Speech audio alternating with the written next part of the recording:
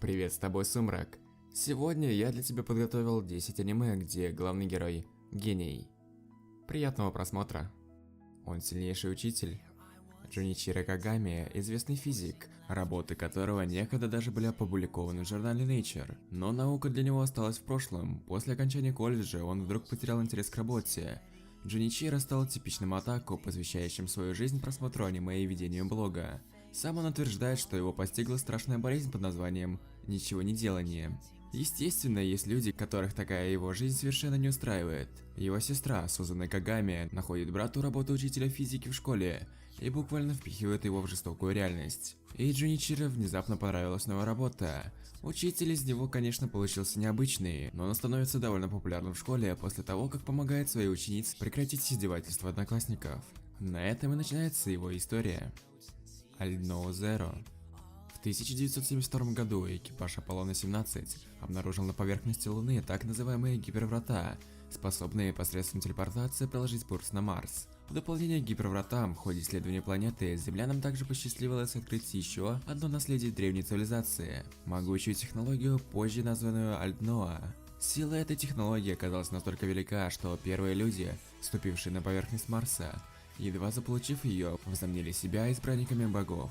Вскоре они создали могущественную империю Верс, граждане которой стали называть себя новой высшей расой – марсианами. Землян же окрестили варварами и плебеями, недостойными силы Альдноа, а потому подлежащими сокрушению во славу империи.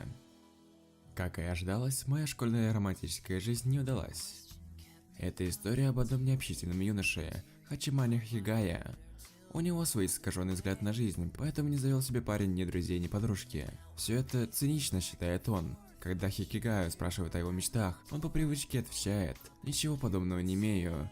И вот, когда, казалось бы, переубедить нашего героя уже не получится, упорная учительница, преподающая японский язык, решает, что с таким тяжелым случаем помогут справиться только крайние меры.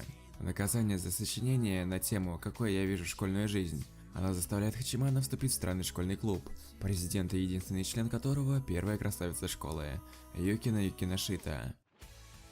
Хёка. Хотаро Ареки, юноша, казалось бы, равнодушный ко всем и всему, считает, что если что-то можно не делать, нужно просто не делать это, делать как можно скорее. По просьбе старшей сестры он вступает в клуб классической литературы, которому грозит закрытие, где встречает Эру Читанду, красивую, воспитанную и настолько же любознательную девушку, неизменный девиз которой «Мне интересно». Вскоре к клубу присоединяется одноклассник Хатара Сатаэши Фукабе, называющий себя базой данных. Врата Штейна. Действие аниме происходит летом 2010 года в Акихабаре. Группа друзей переделывает микроволновку в некое устройство, способное посылать текстовые сообщения в прошлое. Пока они проводят над устройством различные эксперименты, ими заинтересовывается таинственная организация ЦЕРН, которая также проводит исследования по путешествию во времени. ЦЕРН начинает преследовать друзей, и теперь главным героям предстоит найти способ не быть захваченными. Непутевый ученик в школе магии. Что для нас магия? Это нечто невообразимое, существующее только в мечтах.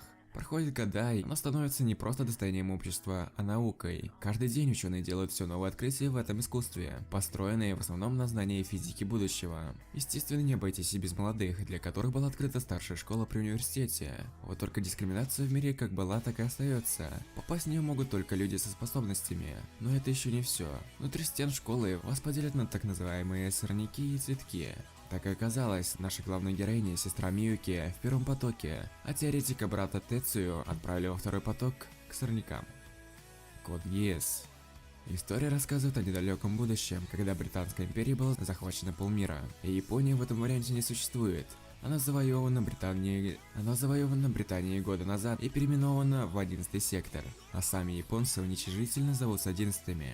Главный герой истории Лил Шлампируш, сын императорского рода, сослан сестрой в 11-й сектор, где учится в академии для местных аристократов. Волею случая он оказывается втянут в атаку японских повстанцев на Британию. Империя же немедленно высылает карательные отряды солдат, уничтожающих все на своем пути. Лилуш пересекается с таинственной зеленоволосой девушкой, называющей себя Сиси. Оказавшись загнанной в углу и окруженной солдатами, Сиси передает Лилушу великий дар, называемый Гиасом. Добро пожаловать в класс превосходства. Старшая школа Кодэй Косей. Престижное учебное заведение с великолепными показателями, где 100% учащихся поступают в университеты или находят работу. Учащимся позволено ходить с любыми прическами и приносить любые личные вещи. Кода и Кусей – школа, похожая на рай, но правда состоит в том, что такой подход применим только к самым блестящим учащимся. Главный герой Киото Аяна Коджи учится в классе D, куда управление школы сливает студентов с низкой успеваемостью. По одной причине Киото был невнимателен на вступительном экзамене, поэтому попал туда. После встречи с Сузуна Хирикитой и Кёки Кушидой, двумя его одноклассницами, его положение начинает меняться. Нет игры, нет жизни. История рассказывает о Сори и Широ. Эти два геймера рассматривают реальную жизнь как очередную отстойную игру. Однажды парень, неминуемым богом, призвал их в альтернативный мир. Там он запретил войны и заявил, что этот мир, в котором все решает в игре, даже национальные границы. Человечество было вытеснуто другими расами в единственный оставшийся город, в итоге вынуждая Сори и Широ объявить им всем войну. Ну а на этом все, надеюсь тебе понравилось и ты поставишь лайк. Также не забудь подписаться. А с тобой был Сумрак. Пока.